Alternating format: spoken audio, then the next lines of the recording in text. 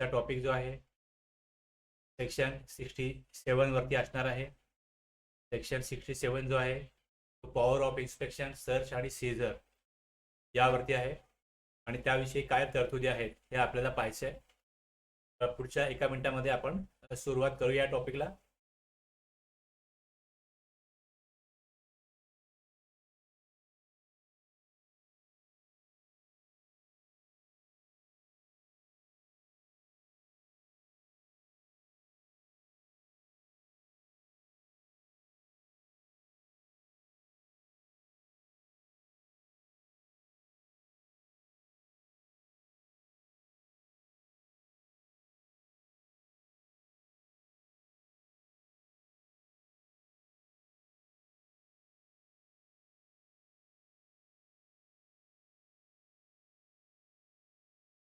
आधीच्या सेशनला assessment, scrutiny या टॉपिकवरती discussion केलं. काय तरतुदी आहेत, काय रूल आहेत हे बघितलं आपण. आज आपल्याला इन्स्पेक्शन 67 बघायचं आहे.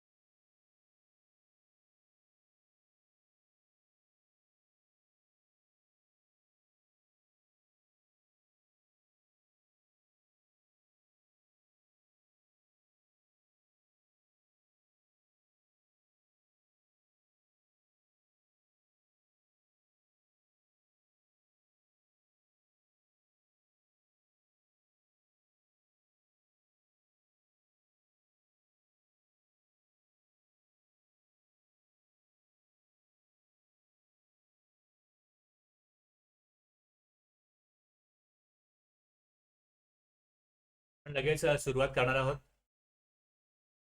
सेक्शन 67ला.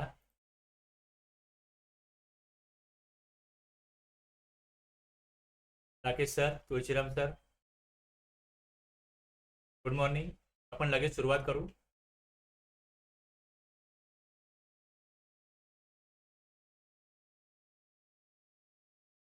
हा जो चॅप्टर आहे त्याच्यामध्ये सेक्शन 67, 68, 69, 70, 71, 72 आपण स्क्रीनवरती पाहू शकता.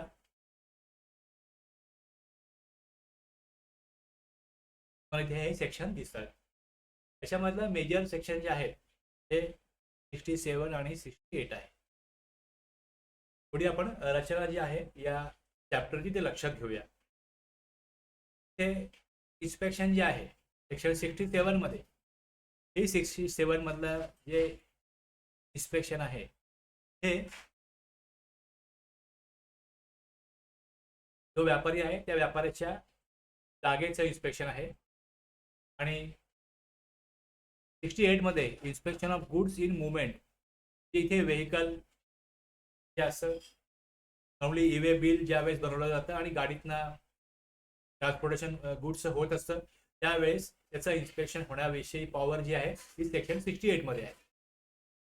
69, 70 मध्ये पॉवर टू अरेस्ट, कधी अरेस्ट केलं जाऊ शकतं टॅक्सपेअरला, हे त्यामध्ये आहे. काही माहिती घ्यायला बोलवलं जाऊ शकतं, पॉवर टू समन, एव्हिडन्स आणि काही डॉक्युमेंट देण्याकरता, त्यासाठी ते आहे. बिझनेस प्रिमायसेसला ऍक्सेस करण्याची पॉवर जी आहे ती सेक्शन 71 मध्ये आहे. आणि officer to assist proper officer, म्हणजे या कारवाईमध्ये त्या डिपार्टमेंटच्या ऑफिसरनी मदत करावी जीएसटी डिपार्टमेंटच्या कारवाईसाठी, त्याकरता जी पॉवर आहे ती सेक्शन 72 मध्ये आहे. हे department point of view revenue protect करण्याकरता बनवलेले, लॉ मेकरने डिझाईन केलेले हे सेक्शन आहेत. तर हे आपल्याला बघायचं आहे. आणि याच्यामध्ये प्रोसिजरमध्ये वेगवेगळे फॉर्म येतात. त्या वेगवेगळ्या फॉर्ममध्ये काय काय फॉर्म येतील इथे ते पुढे दिलेलं आहे. INS 01, INS 02, INS, हे जे टॉपिक इन्स्पेक्शन आहे, मग इन्स्पेक्शन संदर्भामध्ये INS वरनं हे वेगवेगळे फॉर्म येतात आणि त्याचे रूल आहेत. मग इथे rule inspection search seizure 139, e-way bills करता 138 आहे, तो बघायचा आहे आपल्याला पुढे जेव्हा आपण ते बघू तेव्हा 168. त्यानंतर इथे बॉन्ड सिक्युरिटी आणि सीज गुड्स जे आहेत त्याचं प्रोसिजर काय असेल. अशा प्रकारे ही जी कारवाई आहे इन्स्पेक्शनची, उद्देश हाच असेल सगळीकडे की रेव्हेन्यू प्रोटेक्ट करायचा आहे, टॅक्स चोरी होऊ नये, टॅक्स लिकेज आहे तो प्रोटेक्ट करायचा आहे, आणि त्यासाठी हे विशेष पॉवर जीएसटी विभागाला देणारे हे सेक्शन आहे.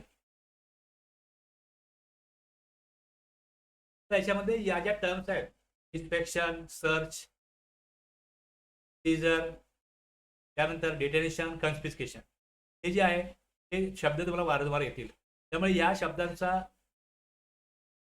या सेक्शन संदर्भामध्ये काय अर्थ आहे तो पहिले आपण बघणार आहोत की इन्स्पेक्शन म्हणजे काय. आता इन्स्पेक्शन ज्यावेळेस केलं जाईल त्यावेळेस त्या जागेवरती हे इन्स्पेक्शन केलं जाईल, ते काय करायचं आहे अधिकाऱ्याला, इन्स्पेक्शन मध्ये काय करायचं आहे, बारकाईने तपासणी. यामध्ये अधिकाऱ्याला टॅक्सेबल पर्सन, ट्रान्सपोर्टर, वेअरहाऊस किंवा गोडाऊन ऑपरेटर यांच्या बिझनेस प्रिमायसेस मध्ये प्रवेश करून तपासणी करण्याचा अधिकार मिळतो.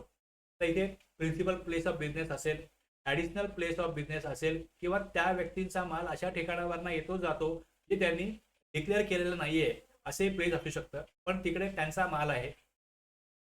तर इन्स्पेक्शन मध्ये काय केलं जाईल, तपासणी केली जाईल की तिथे काय एव्हिडन्स आहेत का, डॉक्युमेंट्स आहेत का, काय माल आहे का की ज्याचं कुठे माल येतो जातो पण त्याची माहिती जीएसटी विभागाला दिली जात नाही, तो डिक्लेअर केला जात नाही, आणि त्यातनं रेव्हेन्यू लिकेज होतो, त्यातनं टॅक्स चोरी होते. तर ह्या अशा टॅक्स चोरी किंवा रेव्हेन्यू लॉस हा टाळण्याकरता इन्स्पेक्शन केलं जातं. इन्स्पेक्शनचा मुख्य उद्देश हा आहे. इन्स्पेक्शन मध्ये फक्त काय केलं जातं, तपासणी केली जाते, त्यामध्ये तोडफोड केली जात नाही. सर्च मध्ये बघाल तुम्ही, सर्च मध्ये सखोल तपासणी.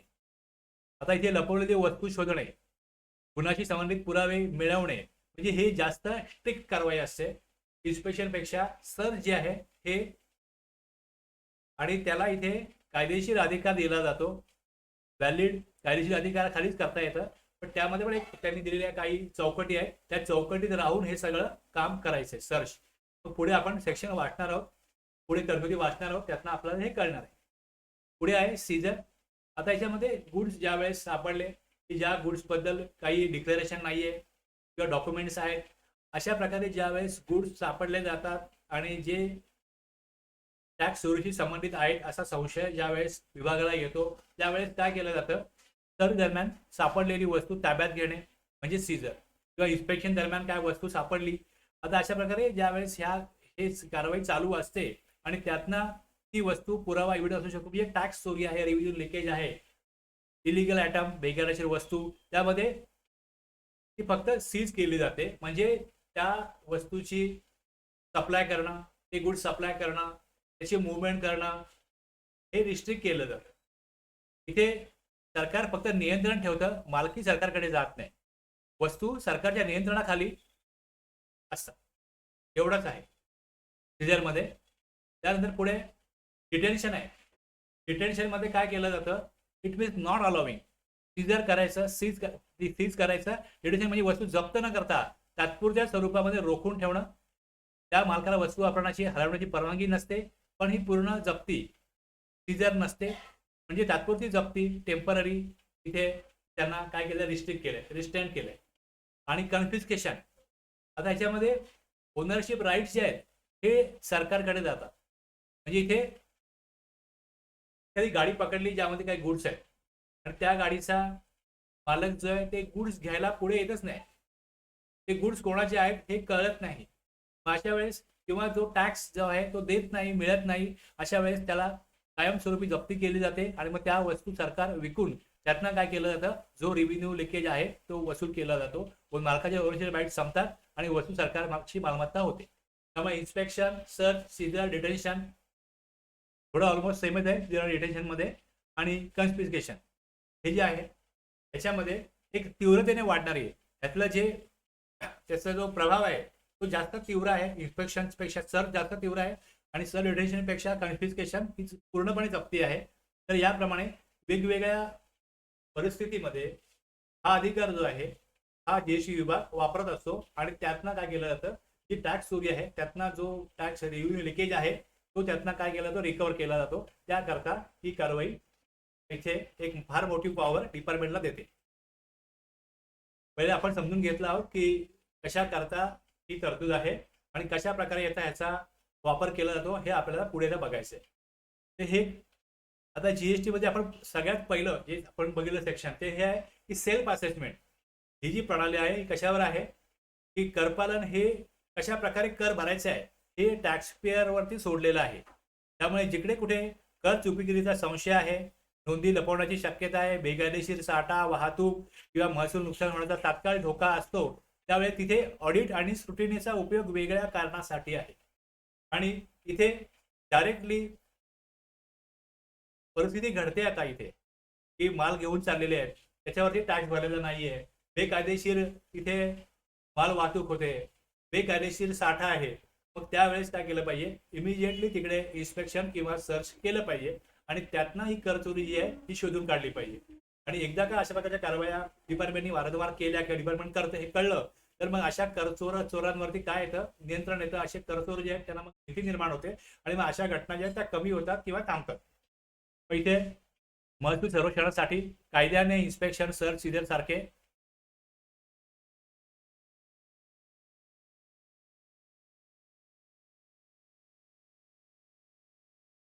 तात्काळ प्रभावी अधिकार दिले आहेत.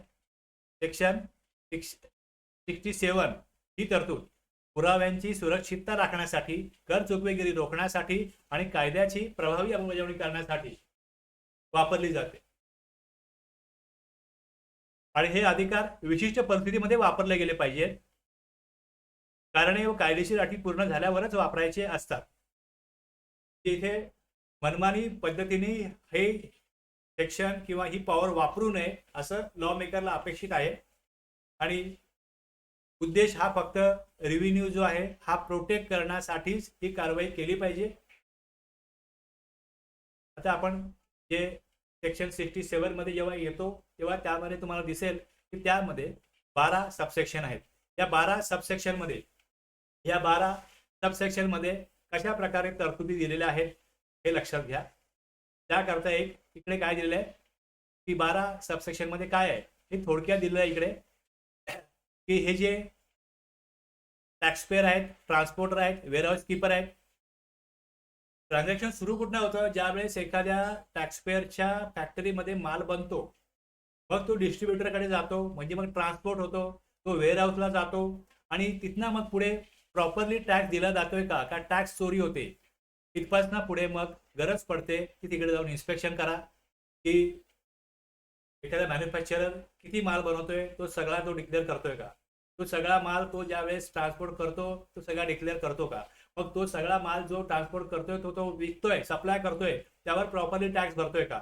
इथे कुठेही करचुकीचा संशय निर्माण झाला तर मग या 67(1) प्रमाणे काय कारवाई करता येते, काय तरतुदी आहेत हे बघायचं आपल्याला. आता ही कारवाई करण्यासाठी जे प्रॉपर ऑफिसर आहेत मग त्यांची कुठल्या पोस्टचे ऑफिसर ही कारवाई करण्याकरता आदेश देऊ शकतात, मग त्याविषयी ते ऑथोराईज करतील सर्च सीजर आणि मग त्याप्रमाणे काय होईल ही कारवाई होईल. ही कारवाई कुठल्या स्तरावरच्या अधिकाऱ्याला पॉवर देते हे सांगितलेलं आहे. त्यानंतर वस्तू जप्त केल्या, कागदपत्रे जप्त केली की 30 दिवसामध्ये परत देणं, म्हणजे जी कारवाई करायची आहे त्याच्याविषयी माहिती, एव्हिडन्स, पुरावे गोळे करायचे आहेत. त्याकरता जर का काय कागदपत्र जप्त केले असतील तर मग त्याविषयी छाननी करून सगळं बघून त्या रिपोर्ट बनवून ती डॉक्युमेंट परत करण्याविषयी 67(3) सांगतात. हे कशा करताय की ते व्यापाराचा जो बिझनेस आहे त्याच्यावरती प्रभाव पडू नये, त्याला आपले जे डॉक्युमेंट्स आहेत हे दिले नाहीत, जे बुक्स ऑफ अकाउंट दिले नाहीत तर त्याचा बिझनेस जो आहे हा मग पॅरालाइज होऊ शकतो. मग त्यासाठी तसं होऊ नये म्हणून मग ती डॉक्युमेंट तुमची कारवाई तुम्ही करा आणि त्यानंतर त्याला डॉक्युमेंट परत द्या. त्यानंतर सर दरम्यान कुठे माल दडवला असेल मग इथे सांगतात ते की बाबा इथे हे हा दरवाजा आहे, हा हॉल बंद आहे, हा रूम बंद आहे, आमच्याकडे चावी नाही, मग त्यावेळेस ते तिकडे ब्रेक करून डोअर, अलमारी, बॉक्स, इलेक्ट्रॉनिक डिव्हाइसेस हे सगळं तोडण्याचा अधिकार जो आहे हा 67(4) मध्ये आहे. ते इकडे कारवाई आहे. त्यानंतर जे कागदपत्र मिळतील त्याचे झेरॉक्स वगैरे काढायला, फोटोकॉपी एक्स्ट्रा घेण्याची परवानगी याविषयी तरतूद 67(5) मध्ये आहे.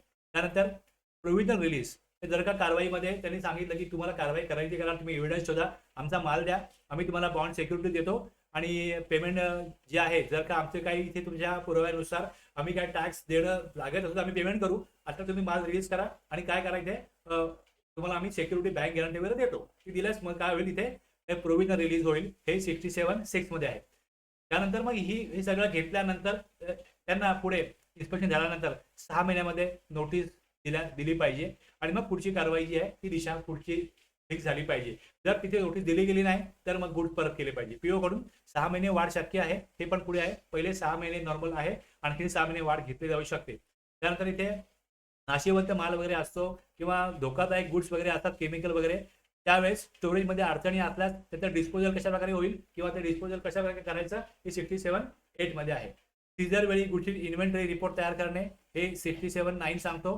सर सीजरसाठी काही हा जो कायदा आहे सीपीसी पुढे बघू आपण, तर त्याचे नियम लागू होतात आणि ऑफिसर समोर सादर केलेली अकाउंट डॉक्युमेंट जप्त करणे, म्हणजे आम्ही काय डॉक्युमेंट घेतलेत त्याचे एक अक्नॉलेजमेंट देणं हे 67(11) मध्ये आहे.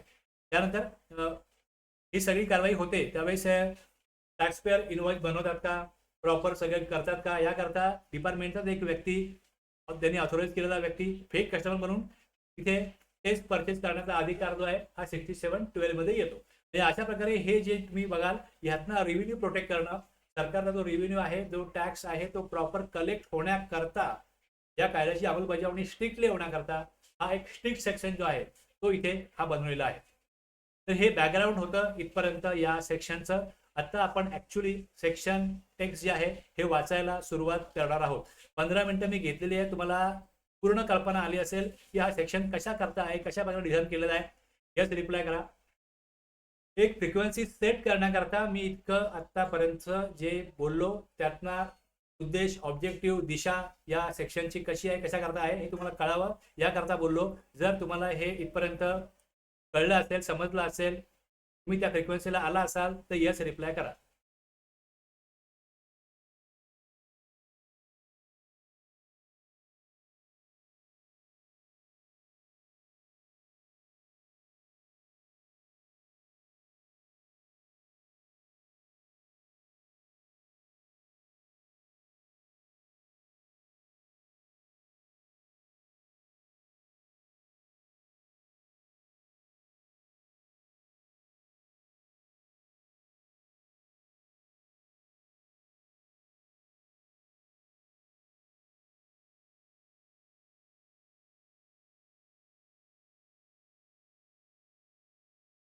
इथे सुरुवात बघा कशी यायची की ही फार जबाबदारीपूर्वक कारवाई झाली पाहिजे आणि एक ठराविक चौकटीत झाली पाहिजे. त्यामुळे इथे PO not below the rank of joint commissioner has reason to believe that. आता हा जो शब्द आहे he has reason to believe that, ते इथे कसे आहे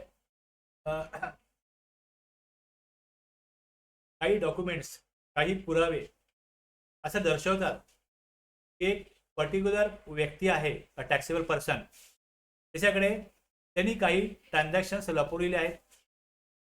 तो सप्लाय करतो पण तो दाखवत नाहीये, डिक्लेअर करत नाहीये. तो सप्लाय गुड्सचा असेल, सर्व्हिसेसचा असेल, हे कुठेतरी टॅक्स रेव्हेन्यू लिकेज आहे तिकडे. तर मग किंवा तो प्रॉपर तिथे स्टॉक ऑफ गुड्स किती त्याच्याकडे आहे हे दाखवत नाहीये. तो आयटीसी क्लेम जास्त करतो आहे, काही जे कायद्याची तरतुदी आहेत या प्रॉपर फॉलो करत नाही, टॅक्स चोरी होते. त्यानंतर जो पर्सन एंगेज आहे बिझनेस ट्रान्झॅक्शन गुड्सच्या, ओनर ऑफ ऑपरेटर, म्हणजे कुठेतरी हे सगळं वाचल्यानंतर हे कळतं की एक्झॅक्टली काय की कुठेतरी तिथे टॅक्स पेमेंट प्रॉपर होत नाहीये, ट्रान्झॅक्शन्स प्रॉपर दाखवली जात नाही, डिक्लेअर केली जात नाही. त्यावेळेस तिथे जे पीओ आहेत not below the rank of joint commissioner हे काय करतील, जस्ट तुम्हाला मी एक समोर टेक्स्ट दिसावं म्हणून थोडक्यात बोललोय. खाली आपण परत त्याला मराठी विश्लेषण करणार आहोत डिटेलमध्ये, पण एक समोर तुमच्या आलं पाहिजे म्हणून मी काय केलेलं आहे की लक्षात घ्या, जिकडे ऍक्ट तुम्ही काढाल, तुम्ही ऍक्ट काढाल, जर तुम्हाला समजून घेण्याची प्रक्रिया आहे ती सोपी करायची असेल तर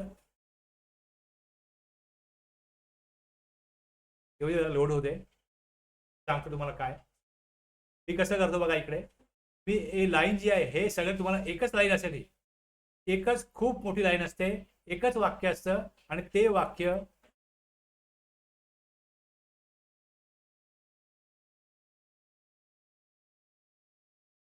जर तुम्ही डायरेक्ट वाचायला गेलात ते एकच वाक्य तर समजणं कठीण जातं.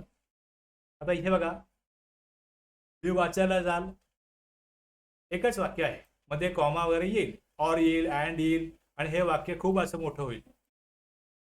हे 3 वाक्यामध्ये हा सेक्शन बनतो.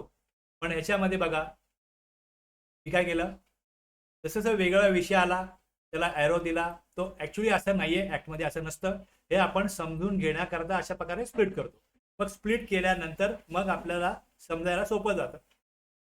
तर ह्यातनं काय येतं की जॉईंट कमिशनर किंवा त्याहून वरिष्ठ अधिकारी जर रिझन टू बिलीव्ह, आता रिझन टू बिलीव्ह त्यांना वाटत आहे, त्यांच्याकडे ज्यावेळेस हे मुख्य अधिकार यांच्याकडे आहे, त्यांच्या जे खाली अधिकारी असतील ते सांगतील की साहेब कारवाई करायची अशी अशी आणि हे डॉक्युमेंट आहेत अशा प्रकारचं आपल्याला काय दिसतंय. जर त्यांचं समाधान झालं की हो ओके रिझन टू बिलीव्ह आहे, म्हणजे करदारा चुकवेगिरी करत आहे, स्टॉक सप्लाय आयटीसी लपवली आहे किंवा ट्रान्सपोर्टर वेअरहाऊसमध्ये कर न भरलेला माल आहे, म्हणजे विदाऊट बिल माल येतो, विदाऊट बिल मार्केटला पाठवला जातो आणि तो विदाऊट बिल विकला जातो.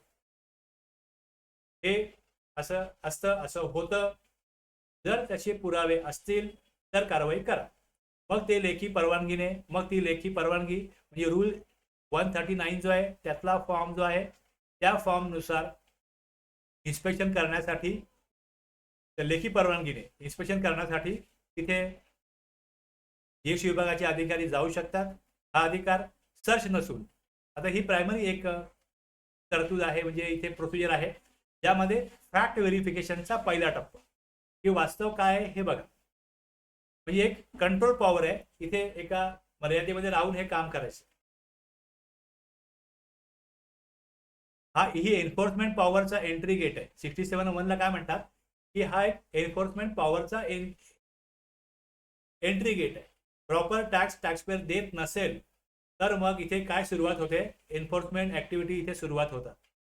मग यातनं या प्रोव्हिजनमुळे विभागाला इन्स्पेक्शन करण्याचा अधिकार मिळतो, पण तो फक्त संशयावरती नाही तर रिझन टू बिलीव्ह या कायदेशीर मानकावर आधारित असतो. म्हणजे इथे एक बेसिस पाहिजे की काहीतरी आपल्याकडे इन्फॉर्मेशन आहे, त्यानुसार इथे करदाता चुकवेगिरी करत आहे किंवा स्टॉक सप्लाय आयटीसी त्यांनी प्रॉपर घेतलेला नाहीये, ट्रान्सपोर्टर वेअरहाऊसमध्ये कर न भरलेला माल आहे, असं काही जर का नुसतं वाटतंय म्हणून ही कारवाई होणार नाही, तशी काहीतरी ही कारवाई करण्यासाठी तसे पुरावे, कॉन्क्रीट एव्हिडन्स ज्याला म्हणतात ते असले पाहिजेत की आपण जर का तिकडे जाऊन इन्स्पेक्शन केलं तर नक्कीच आपल्याला ही करचोरी सापडू शकेल, अशी शक्यता आहे. तसे डॉक्युमेंट्स आहेत, असं काहीतरी पुरावा आहे तर म्हणजे इन्स्पेक्शन मध्ये गंभीर संकेत मिळालाच मग पुढे पुढे जाऊ शकतो 67(2) मध्ये. तर इथे सगळ्यात पहिले की हा सेक्शन एक ऑथॉरिटी कोणाकडे आहे सर्च करण्यासाठी, त्यांनी तशा प्रकारे ऑथोराईज ते केलं पाहिजे की सर्च तुम्ही इथे इन्स्पेक्शन तुम्ही करा.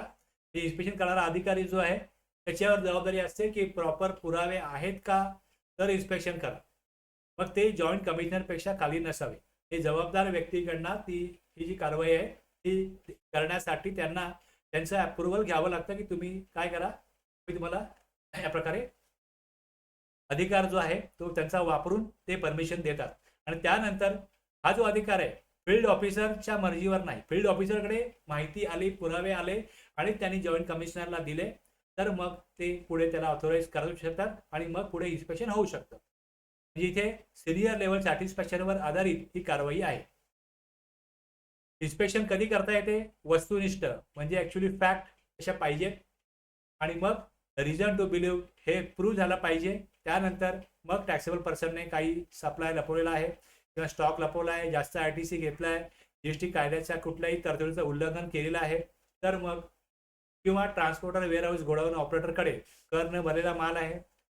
आता पण ज्यावेळेस सेक्शन 35 बघितला होता त्यावेळेस ट्रान्सपोर्टरनी, वेअरहाऊसनी, गोडाऊन ऑपरेटरनी कशा प्रकारे माल ठेवावा आणि जर ट्रान्सपोर्टर, वेअरहाऊस, गोडाऊन कीपर हे जर का रजिस्टर नसतील जीएसटी कायद्यामध्ये समजा त्यांचा टर्नओव्हर कमी आहे, त्यामुळे त्यांना रजिस्ट्रेशन घेण्याची तिकडे तरतूद लागू होत नसेल, तरी पण त्यांनी त्यांची इन्फॉर्मेशन सरकारकडे कशा प्रकारे द्यायची आहे, त्याला कुठला त्यांनी प्रोसिजर फॉलो करायचा आहे, हे मी तिकडे सांगितलं होतं.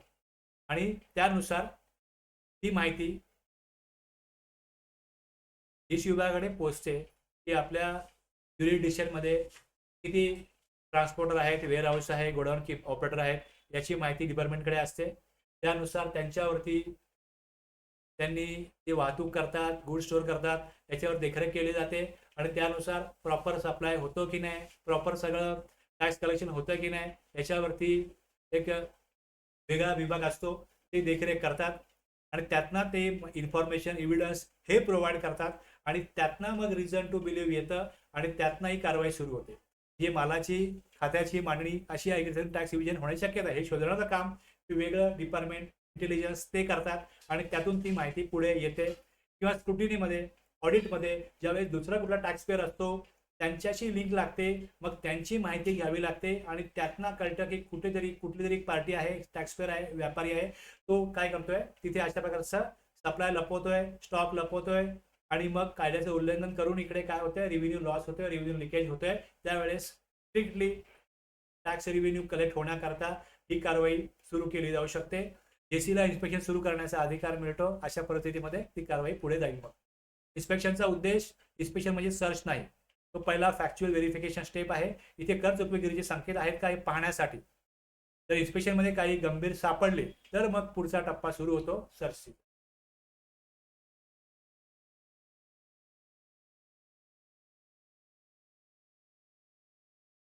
तर इथे बघा कसं आहे, 67(2) मध्ये काय दिलेलं आहे.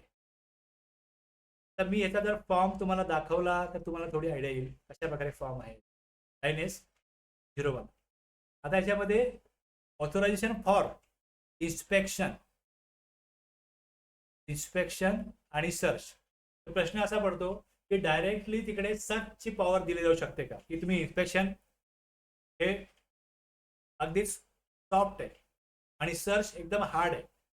इन्स्पेक्शन करा किंवा इथे खूप अशा पाहिजे डॉक्युमेंट्स आहेत, पुरावे आहेत की सर्च करणं गरजेचं आहे. खूप टॅक्स चोरी असेल असं वाटतं आहे, त्यावेळेस तिकडे डायरेक्टली सर्च करा. असं होऊ शकतं का? कारण इथे या फॉर्ममध्ये काय दिलंय, इन्स्पेक्शन ऑर सर्च म्हटलंय.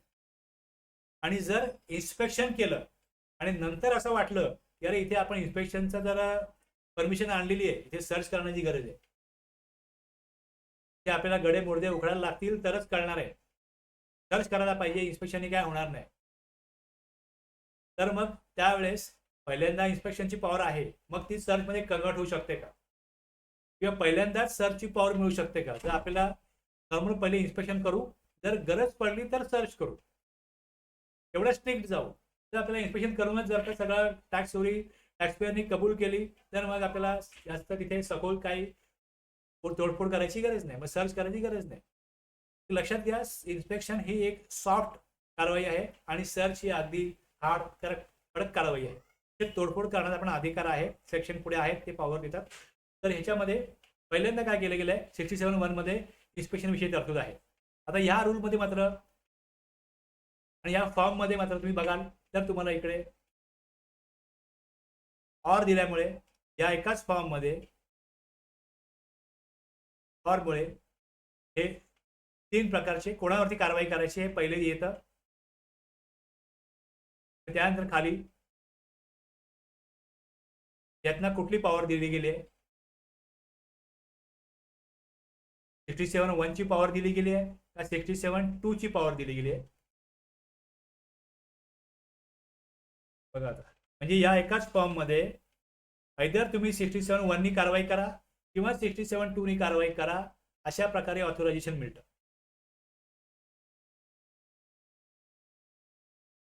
प्रत्येक वेळेस फॉर्म बघणं का गरजेचं आहे लक्षात घ्या. तुम्ही सेक्शन वाचाल, रूल वाचाल आणि फॉर्म वाचा, फॉर्म बघाल तर तुम्हाला जास्त लवकर स्पष्टता येते.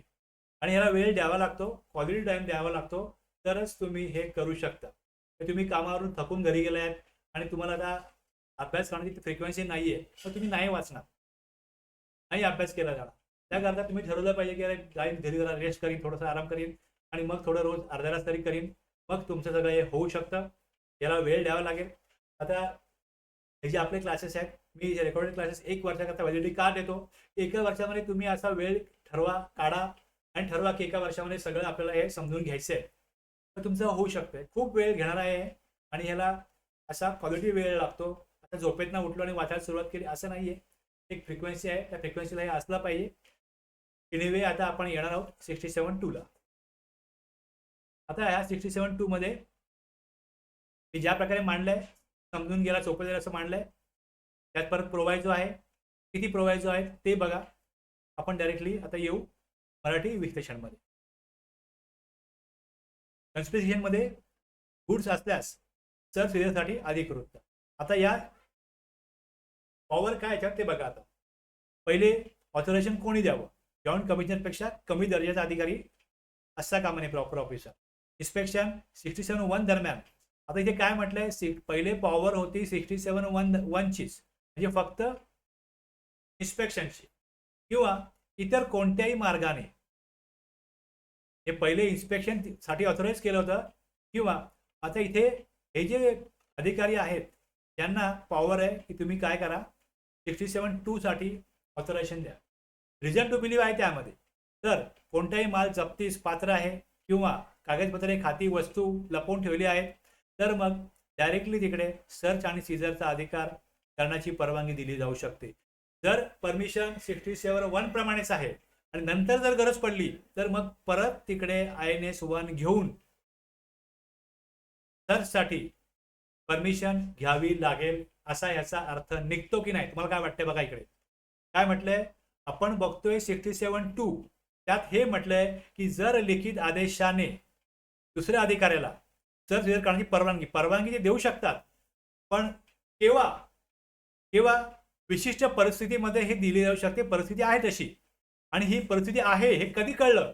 67-1 दरम्यान कळलं, किंवा इतर दुसऱ्या कुठल्याही मार्गाने कळलेलं असेल. हे 1 आहे, हे 1 आहे आणि हे 2 आहे. डायरेक्टली सर्चची परमिशन मिळू शकते का? याचं उत्तर आहे यस. आणि जर परमिशन दिली गेलेली आहे 67-1 प्रमाणे इन्स्पेक्शनची, तर मग इन्स्पेक्शन करताना जर लक्षात आलं की इकडे गडे मुर्दे उखडून काढावे लागतील, मगच आपल्याला इथे रेव्हेन्यू लॉस लिकेज कळणार आहे, तर मग परमिशन तर फक्त इन्स्पेक्शनची आहे. मग ते कन्वर्ट होत नाही.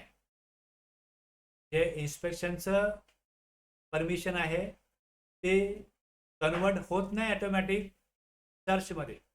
त्याकरता वेगळा लिखित आदेश सर्चसाठी द्यावा लागेल. मगच ही कारवाई 67-2 प्रमाणे, म्हणजे इन्स्पेक्शनची कारवाई ही सर्चची कारवाई करायची असेल तर त्याकरता तसा वेगळा लिखित आदेश असणं गरजेचं आहे. माल ताब्यात घेणे शक्य नसेल तर. आता पुढे आपण येतोय. ही मुख्य तरतूद कशा प्रकारे चालेल, 67-1 कशा प्रकारे चालेल, 67-2 कशा प्रकारे चालेल, हे जर तुम्हाला क्लिअर झालं असेल तर पटकन यास रिप्लाय करा.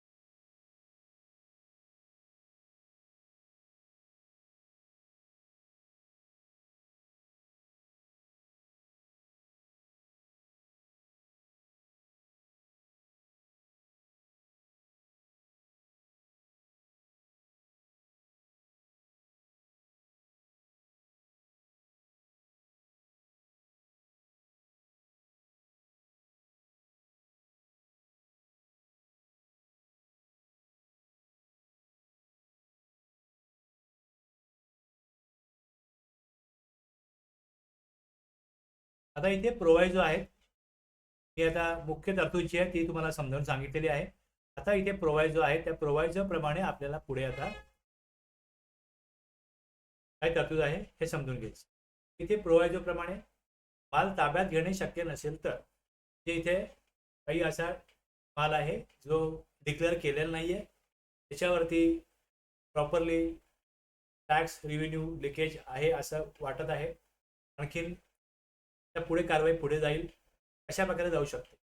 जर माल जप्त करणे व्यवहार्य नसेल तर जे इथे असा माल आहे की जो फ्रीजरमध्ये ठेवला पाहिजे किंवा केमिकल वगैरे अशा प्रकारचा माल आहे, मग तो जप्त करणं किंवा नाशिवंत माल आहे, मालाच्या मालकाला किंवा कस्टोडियनला तो माल हलवू नये. हे ज्याच्या ताब्यात तो आहे, मालक किंवा या ताब्यात तो माल आहे, तो हलवू नये, विकू नये, हाताळू नये असा लिखित आदेश देऊ शकतो. पूर्व परवानगीशिवाय व्यवहार बंद. त्याला डीम सीजर मानलं जातं. हे डीम सीजर आहे. जे नियंत्रणात राहील तो सरकारच्या परवानगीशिवाय, अधिकाऱ्यांच्या परवानगीशिवाय त्याचा जो व्यवहार आहे तो होऊ शकत नाही. कारण की त्याच्यावरती चौकशी चालू आहे, कारवाई चालू आहे. आता जप्त केलेली कागदपत्र किती काळ ठेवता येतील? फक्त तपासणी, चौकशी किंवा कार्यवाहीसाठी आवश्यक तेवढ्याच काळासाठी ठेवता येतील असं यामध्ये सांगितलं गेलं.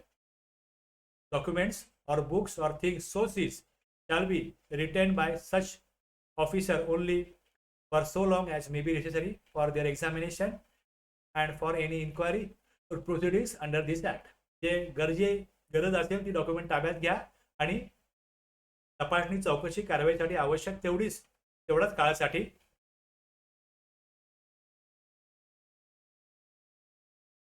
ठेवता येतं.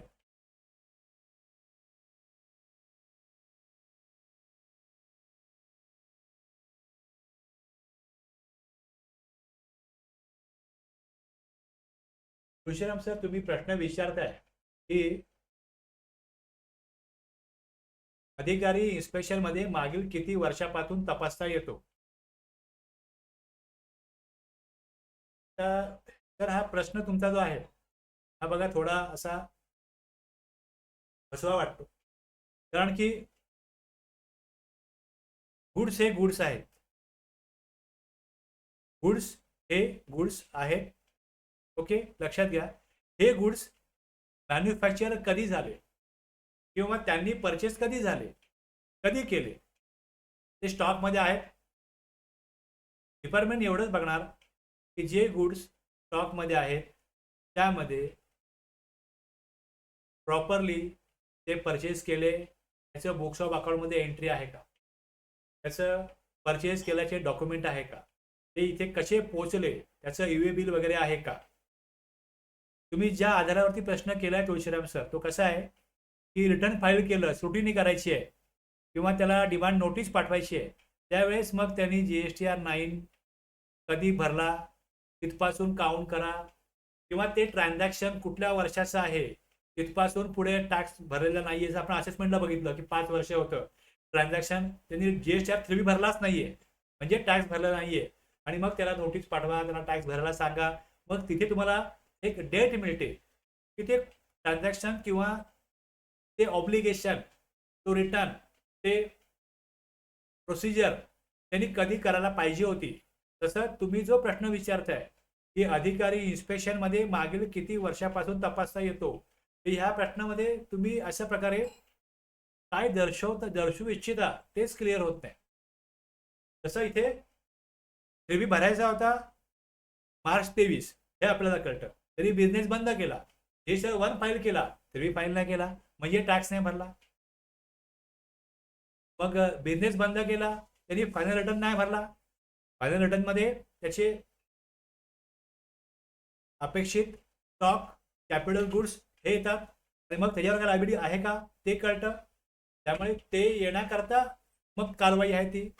तर या प्रकारे इन्स्पेक्शन मध्ये सुरुवात कधी होते की असा कुठला माल आहे की जो अनअकाउंटेड आहे, जो कुठेही सप्लाय दाखवला जात नाहीये, त्या टॅक्सपेअरनी ITC प्रॉपर घेतलेला नाहीये, अशा परिस्थितीमध्ये ही परिस्थिती आहे की ते माल सापडला, आणि तो जर माल सापडला आणि तो माल जर अनअकाउंटेड आहे, रेव्हेन्यू लिकेज आहे हे सिद्ध होतं, तर तिथे मागील किती वर्षापासून, पण मागच्या काळात जाऊ शकत नाही ना, आपण आताच जाणार, आजच जाणार, या डेटला परमिशन मिळणार. आता तुम्ही योग्य प्रश्न विचारला, मागील किती वर्षापर्यंतचा रेकॉर्ड तपासता येतो. आता याकरता इथे बघा, तुम्ही जो प्रश्न विचारलाय, आता इथे जो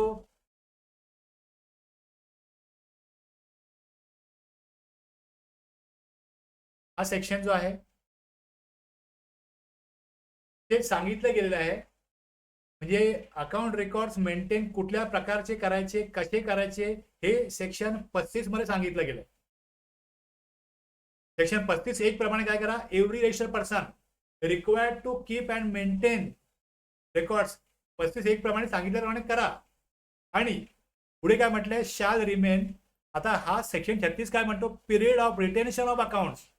जर तुम्ही याल अधिकारी, तुम्ही माझ्याकडे याल, मला सांगा टॅक्स पेअर तुमचे बुक्स अकाउंट दाखवा 10 वर्षापूर्वीचे, तर मी दाखवणं तुम्हाला गरजेचं आहे का? माझ्यावरती त्याचं कायदेशीररित्या मला ते दाखवणं बंधनकारक आहे का? तर इथे बघा, तुम्हाला वाचल्यानंतर कळतं की shall retain them until the expiry of 72 months from the due date of furnishing of annual return for the year pertaining to such accounts and records. हे सांगितलं गेलंय, हे बंधन घातलं गेलंय टॅक्स पेअरवरती की तुम्ही 72 महिने, ज्या वर्षाचं तुमचं काम संपलंय तिथपासून, दिवसा 9 संपलं भरलेलं आहे तुम्ही, तिथपासून पुढे 72 महिने त्या वर्षभरातले जे अकाउंट रेकॉर्ड्स आहेत हे तुम्ही रिटेन करावे, ते अकाउंट रिटेन करावे. आणि मग ते अकाउंट्स त्याला मेंटेन करणं बंधनकारक आहे. मग अधिकारी ते मागू शकतात, ते दाखवा आम्हाला. तो मी का दाखवू, एवढ्या वर्षाचं माझ्याकडे नाहीये ना, इथे कायदा सांगतो की तुम्ही ठेवले पाहिजे. मग ते तपासता येतं, कारण त्याला ठेवणं बंधनकारक आहे. मग तो ठेवतो, अधिकारी मागू शकतात, अधिकारी तपासू शकतात. आणि हे कोणा करताय, हे रजिस्टर्ड पर्सनला आहे. जर गोडाऊन, कोल्ड स्टोरेज हे अनरजिस्टर्ड असतील तर त्यांच्याकरता आपण मग सेक्शन 35 मध्ये संबंधित रूल आहेत, त्यामध्ये काय दिलेलं आहे, कशा प्रकारे माल ठेवला पाहिजे, काय ठेवला पाहिजे, त्यानुसार त्यांनी ठेवला पाहिजे. आणि मग त्याप्रमाणे त्याची तपासणी होऊ शकते. म्हणजे ज्या ज्या वेळेस तुम्हाला प्रश्न पडेल, तुषाराम सर कोणा नाही, कुठल्याही अधिकाऱ्याला कुठल्याही कारवाईमध्ये जो इन्व्हॉल्व प्रश्न पडेल, तर त्यांनी हे बघितलं पाहिजे की आपल्याला कुठल्या सेक्शन प्रमाणे काय दिलेलं आहे, त्याप्रमाणे आपण काय मागू शकतो, आणि टॅक्स पेअरची ऑब्लिगेशन किंवा जबाबदारी काय आहे, डिपार्टमेंटचे अधिकार काय आहे, टॅक्स पेअरचे अधिकार आणि टॅक्स पेअरचं ऑब्लिगेशन काय आहे, त्यानुसार ही कारवाई त्या एका कायद्याच्या चौकटीमध्ये झाली पाहिजे. त्यामुळे कुठल्या सेक्शन प्रमाणे काय असायला पाहिजे आणि आपण काय मागू शकतो, त्यानुसार हे करायचं आहे. मी अगोदरही बोललो की सगळे सेक्शन एकमेकांना लिंक असतात आणि त्या लिंक प्रमाणे मग आपल्याला सगळं लक्षात घेऊन कारवाई पुढे न्यायची असते. जरी तुम्ही 67(2) किंवा 1 मध्ये कारवाई करत असलात तरी त्याला संबंधित इतर सेक्शनचा आधार आहे आणि तो लक्षात घेऊनच तुम्हाला काय करायला लागतं, ती कारवाई पुढे न्यायला लागते किंवा त्यामधल्या ज्या स्टेप्स आहेत त्या फॉलो करायला लागतात. आय थिंक तुमचं समाधान झालं असेल तुळशीराम सर. मी हे पण अगोदर सांगितलंय की तुम्ही अभ्यास करायला कुठलाही सेक्शन पहिले घेऊ शकता, पण सर्व सेक्शनचा स्टडी केल्याशिवाय तुम्हाला 100% स्पष्टता येणार नाही.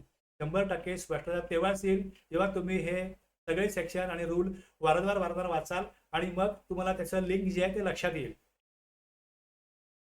सेक्शन 67(2) हा जीएसटी मधील सीजर. आता आपण बघितलंय कायदेशीर आशय काय, थोडक्यात दिलं इकडे. अधिकार देणारा मुख्य कायदेशीर आधार आहे, रिझन टू बिलीव्ह आवश्यक, जेसी पेक्षा कमी दर्जाचा अधिकारी चालत नाही, आणि अधिकार फक्त रेव्हेन्यू संरक्षणासाठी वापरायचा असतो, दंडात्मक कारवाईसाठी नव्हे. त्यामुळे याचा उद्देश, पर्पज लक्षात ठेवून ही कारवाई त्या ठराविक चौकटीमध्ये झाली पाहिजे, असा कायदे बनवणाऱ्यांचा, लॉ मेकरचा उद्देश आहे, हे लक्षात घ्या. आता ऍक्च्युली प्रोसिजर जी आहे ही 139 या रूल नुसार होईल.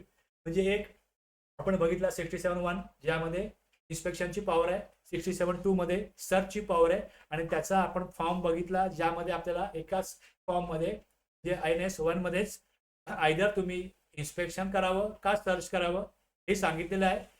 डायरेक्टली सर्चची पॉवर दिली जाऊ शकते, पण इन्स्पेक्शनची जर का तिथे ऑथॉरिटी दिलेली असेल आणि जर गरज वाटली सर्च करायची तर मग तिथे INS 1 जो इन्स्पेक्शनचा आहे तो कन्वर्ट होत नाही सर्चमध्ये, त्याकरता वेगळा फॉर्म घ्यायला पाहिजे. 67(2) मध्ये सांगितलंय की जर दरम्यान इन्स्पेक्शन दरम्यान जर का कारवाई करायची असेल ती सर्चची, तर मग ऑथॉरिटी परत 67(2) मधनं घ्यावी लागते, ते ऑथरायझेशन घ्यावं लागतं आणि नंतरच कारवाई पुढे जाऊ शकते. तर इथे 139 मध्ये इन्स्पेक्शन सर्च सीझर बद्दल ऍक्च्युअली प्रोसिजर जी आहे ती दिलेली आहे. 139(1) मध्ये की कुठला फॉर्म इश्यू करा, त्यानंतर सीझर जे आहे त्याकरता परत फॉर्म आहे, ऑर्डर ऑफ प्रोहिबिशन त्याकरता फॉर्म आहे. हे वेगवेगळे फॉर्म आहेत, आदेश आहेत, ते सगळं या रूलमध्ये दिलेलं आहे. आता आपण इथे रूल वाचूया वन बाय वन. इन्स्पेक्शन 1, अधिकार देणारा आदेश. जॉईंट कमिशनर पेक्षा कमी दर्जाचा नसलेला प्रॉपर ऑफिसर जर वस्तुनिष्ठ आधारावरती रिझन टू बिलीव्ह असा निष्कर्ष काढतो की हे सगळं इन्फॉर्मेशन प्रॉपरली पाहिजे, ती इन्फॉर्मेशन आहे, त्या आधारावरती मग पुढे एखाद्या ठिकाणी तिथनं टॅक्स चोरी, रेव्हेन्यू लिकेज आहे असा संशय आहे, पण तो संशय फक्त मला वाटतं, एक माझं गट फिलिंग आहे, अशा आधारावरती असता कामा नये. तर तिथे रिझन टू बिलीव्ह अशा प्रकारचे पुरावे आहेत, तरच मग त्या ठिकाणी इन्स्पेक्शन सर्च सीझर करणे आवश्यक आहे. तर तो फॉर्म लेखी परवानगी जी आहे, ऑथरायझेशन जे आहे, हे कोशामध्ये येतं, INS 1 मध्ये येतं आणि मग तिथे त्यांच्या सबऑर्डिनेट अधिकाऱ्यांना जे JC वगैरे आहेत त्यांच्या हाताखाली दुसरे जे त्यांच्या खालच्या ज्या पोस्टवरचे लोक आहेत त्यांना ते काय करतात, परमिशन देतात, तुम्ही आयदर इन्स्पेक्शन 67(1) प्रमाणे करा किंवा सर्च सीझर कायदेशीरपणे करू शकता. 67(2) अंतर्गत गुड्स मुवमेंट,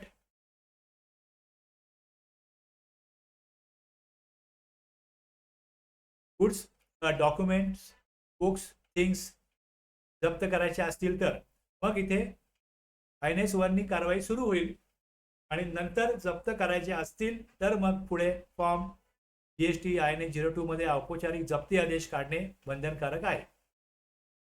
इन्स्पेक्शन केल्यानंतर परिस्थिती काय आहे ही उच्च अधिकाऱ्यांना कळवली जाते, फील्ड ऑफिसर त्यांना कळवतात आणि मग गुड्स, डॉक्युमेंट, बुक्स जप्त करण्याची गरज आहे हे त्यांना पटवून देतात. त्यांना जर ते कन्व्हिन्स झालं, पटलं, तर मग उच्च अधिकारी INS 2 मध्ये जप्ती काढण्याचा आदेश जो आहे याविषयी मग आदेश देतात आणि त्यानुसार मग जो फील्डवरती जो व्यक्ती काम करतोय, जो अधिकारी काम करतोय, त्यांना मग ते गुड्स, डॉक्युमेंट, बुक्स जप्त करता येतं. जप्त केलेला माल मालक किंवा कस्टडीकडे सुरक्षित ठेवता येतो.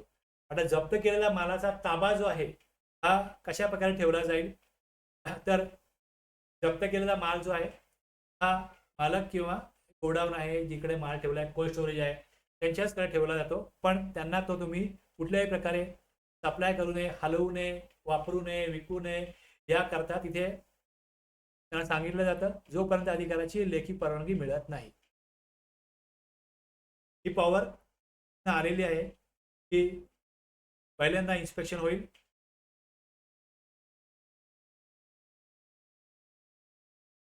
सगळं तुम्ही ज्यावेळेस मराठीमध्ये वाचाल, पहिले इंग्लिशमधला रूल जो आहे तो याला जोडून वाचा, मग तुम्हाला कळेल एक्झॅक्टली त्याचा अर्थ कशा प्रकारे येतो.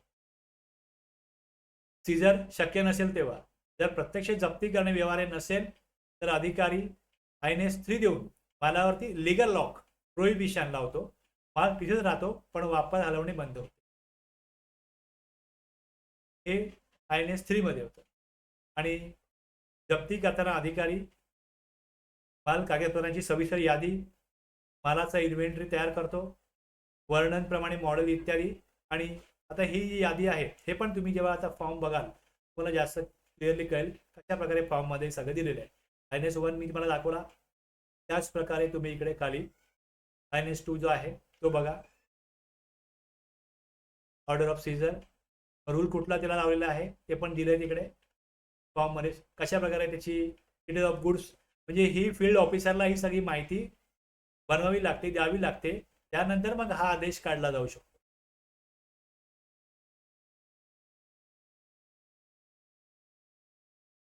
आता हे INS 03 मध्ये ऑर्डर ऑफ प्रोहिबिशन आहे, मग यामध्ये पण विटनेस वगैरे घ्यायचे आहेत, हे इथे दिसतंय. हे सगळं इंटरनली ह्या कारवाईमध्ये जे लोक इन्व्हॉल्व असतात त्यांना ही कारवाई कशी करायची, काय करायची, याचे थोडंफार गायडन्स दिला जातो आणि त्यानंतर ही कारवाई पुढे होते. कायदेशीर आधार काय तेवढं मी तुम्हाला सांगू शकतो. बाकी मग इंटरनली तुम्हाला या कारवाईमध्ये जर तुम्ही कधी भाग घ्याल तर अगोदर तुम्हाला इन्स्ट्रक्शन मिळतील, त्या प्रकारे ही सगळं कारवाई होईल.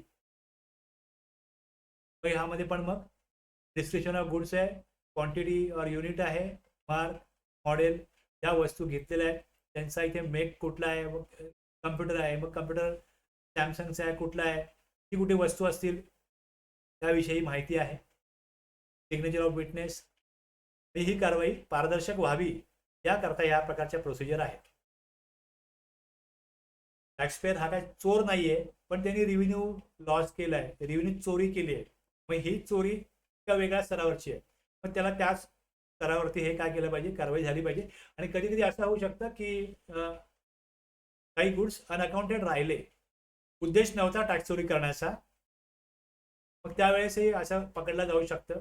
त्यामुळे कुठल्या स्तरावरचं ते अनअकाउंटेड गुड्स बनलेले आहेत, जाणीवपूर्वक केले आहेत, इव्हेजन ऑफ टॅक्स हाच इंटेंट होता का वेगळा होता हे बघावं लागेल आणि मग त्यानुसार त्याच्यावरती कारवाई केली जाईल. पुढे रूल पुढे वाचतो होता तर याप्रमाणे सेक्शन 139चा खरा अर्थ अधिकार देतो आणि कशा प्रकारे कारवाई करायची हे त्यामध्ये सांगितलेलं आहे. 67(1). आता इथे आपण ब्रेक घेऊया, ब्रेक नंतर आपण कंटिन्यू करू 11:20 11:05 झालेली आहेत. इथे आपण थांबूया आणि एक्झॅक्टली 11:20ला पुढे आपण हे कंटिन्यू करू. तर इथे मी आता थांबतो, पण कंटिन्यू करूया. सेकंड सेशन आपलं 11:20.